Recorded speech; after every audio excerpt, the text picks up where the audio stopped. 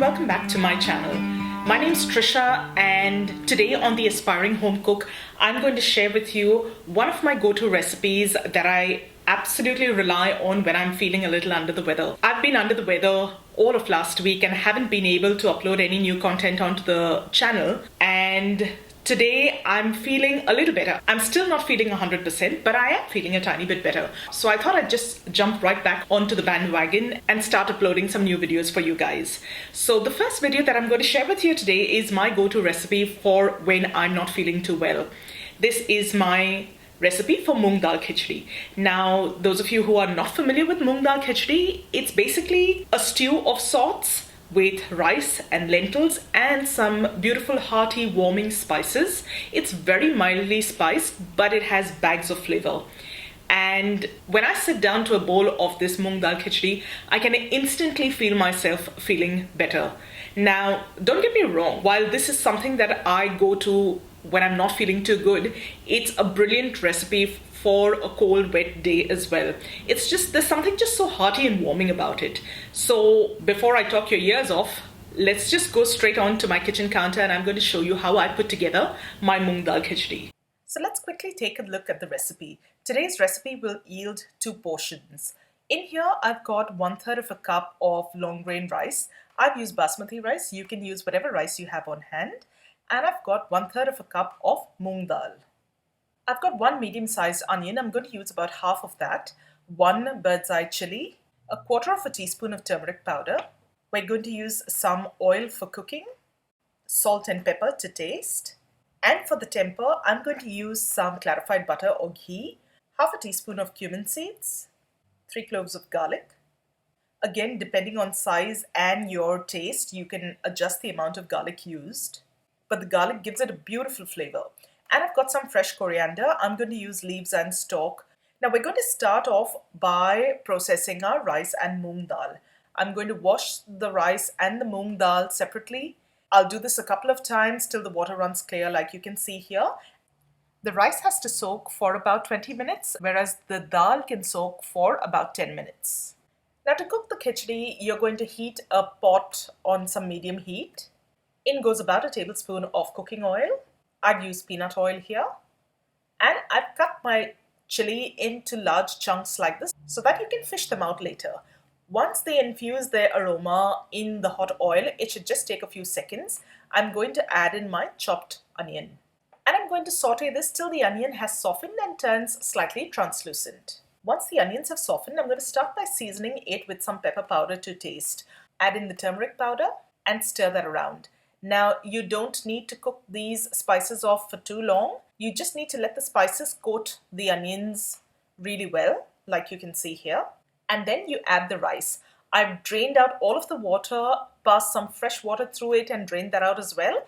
And I'm going to add the rice to the pot. And I'm going to do the same with the moong dal. Stir that all through so that the spices get well incorporated with the rice and the lentils. And I'm now going to add some water. I use a 1:3.5 ratio. So since I've added 2/3 of a cup of rice and lentils combined, I'm going to use 2 cups of water plus another 1/3 of a cup. And you're going to stir this through well. Add your salt to taste. Again, like I shared on my pea pulao recipe, you can check to see if your rice is seasoned by tasting a little bit of that stock that's in the pot. And that's how you know whether you need to add a little more salt or whether you're good to go. So season your rice to taste, give that a good stir.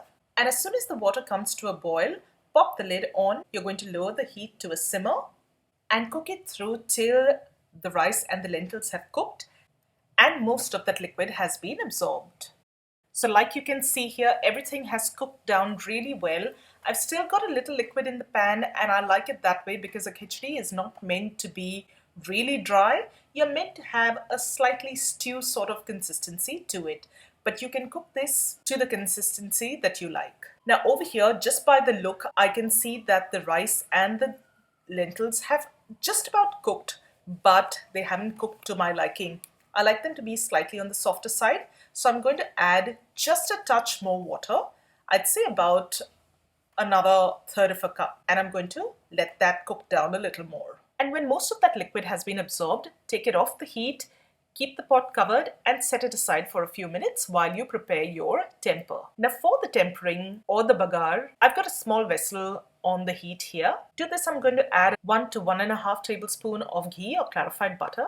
Once the ghee has melted, you're going to add the finely chopped garlic into the ghee, and on a medium heat, I let that cook for a few seconds till that garlic loses a little bit of its rawness and infuses the ghee with beautiful aroma and flavor. Please be watchful at this stage. You don't want the garlic to burn or to get brown.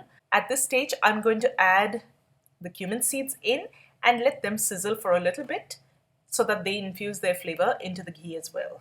Give it a little bit of a stir, and when this has had the chance to cook through till it's just beautifully aromatic, turn the heat off and take your vessel off the heat. You can see that the garlic has not developed any color, but at this point it smells absolutely gorgeous. All that's left to do now is to add that tempering or that bagar into your khichdi. So pour all of that in. I haven't turned the heat on. You can see the rice bubbling from the residual heat of the hot plate. So I've just added all of my tempering into the rice, and I'm going to give it a good stir to make sure everything mixes up well.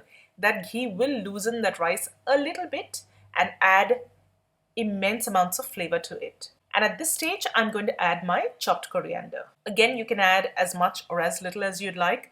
I like the flavor of coriander in my khichdi, so I've gone ahead and added a fair bit. Just give it a good stir to mix it through. Your khichdi is now ready to be served. This goes really well, piping hot, just immediately once it has been cooked. So I prefer to not cook this in advance. I make it right at the point when I'm going to serve it. Plate up a nice portion of your khichdi. Top that off with a little more chopped coriander and serve this with a pickle of your choice. I serve this with a Gujarati chundo or chunda. This is a sweet and slightly spicy mango pickle, and I think that this pairing is absolutely phenomenal. So if you can get your hands on some, definitely give this a try with the khichdi. You will enjoy it. And that, guys, is my simple, easy and delicious recipe for Moong Dal Khichdi. I hope you enjoyed it. If you did, don't forget to give this video a thumbs up and share it with family and friends that you think might enjoy it too. Now, if this is your first time visiting here and you haven't done so already, make sure you subscribe to my channel. And once you do, click on that little bell icon right next to it so that you get notified every time I upload a new video. As always, I'm going to have a link to the complete recipe down in the description box below. Thank you so much for joining me today. I'm going to see you really soon with another delicious recipe. So till then, take care. Bye.